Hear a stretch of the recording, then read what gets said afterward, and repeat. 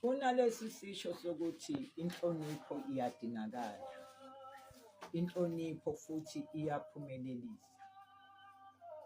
Uma ungahloniphi isidalo, ubani ozolandela into engananhlonipho?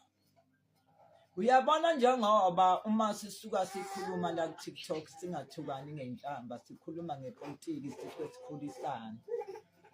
Kodwa nina nivele nisisho ngey'nhlamba ngazo zonke iy'nhlamba. Abantu-ke manje babalekile. Bayabona ukuthi akulona iqembu elingavotelwa leli. Ungalivotela kanjani iqembu ethuka abantu abadala, ethuka bonke abantu nje? Ungamvotela kanjani umuntu ongananhlonipho, ayikhombisa kahle ukuthi nje ayikho into anayo yokusiza ngayo? Uyabona ngathi ngikubuza ngathi Godole, tshela abantu ukuthi uzobenzelani njengoba abantu bevotela i-MK.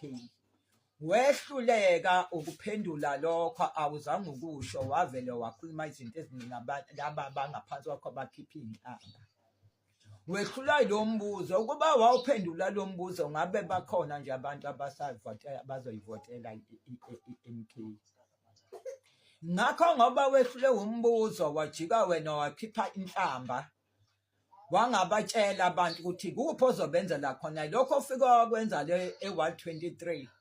Wafika wathuka khona abaholi, wakhohlwa ukuthi ubatshela abantu ukuthi cha, votelani MK ngoba MK izokunenzela lokhu nalokhu nalokhu. Wajika wena wachipha abaholi benkathi, wathuka bona. Yikho lokhu ulahlekelwa amavoti.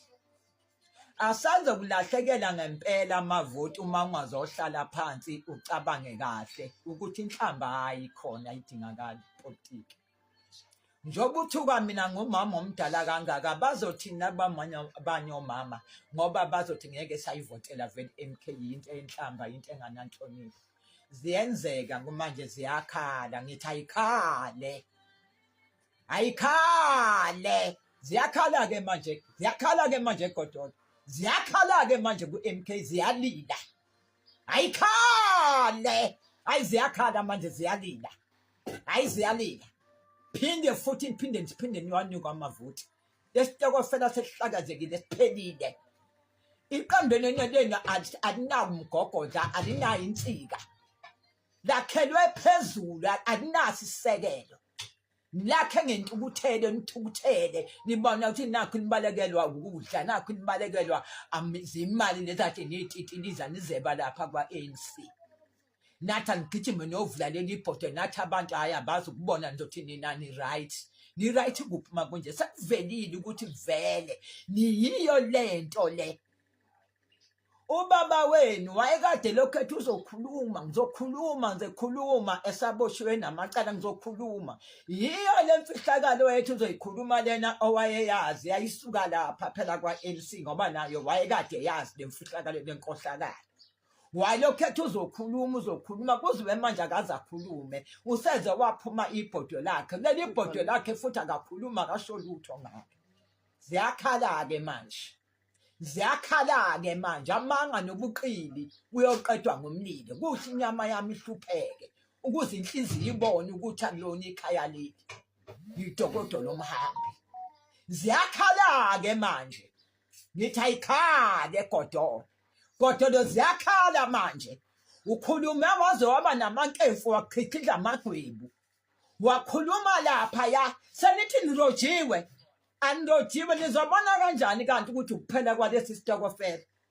Isitokofela senithi nizophela ngakho ukuthi vele ningavotela nishawe, niphele nje indaba yenu. Nolokhu nilile nje zilile, nithi nirojiwe.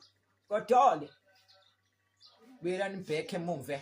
Uma nehluleka kubuyela emumva lapha nasuka khona ngoba nehlulwe inhlonipho, buyelani emumva. Uma kunehluleko velani nenze nje ungenani, ningene la enkatheni ngoba vele inkatha kahle izomqoqa. Iyona uyani maqoqo ezogcina imqoqile ngoba nekhaya edala phela niyabona ukuthi hayi ibanjwe kanje. Yabona bakubanje ikhaya lena edala ibanjwe kanje, nani senibanjwe kanje. Nonke niyilesi scheme, nonke niyilento akade niyenza laphaya. Baningi abasazohlala ebumnyameni.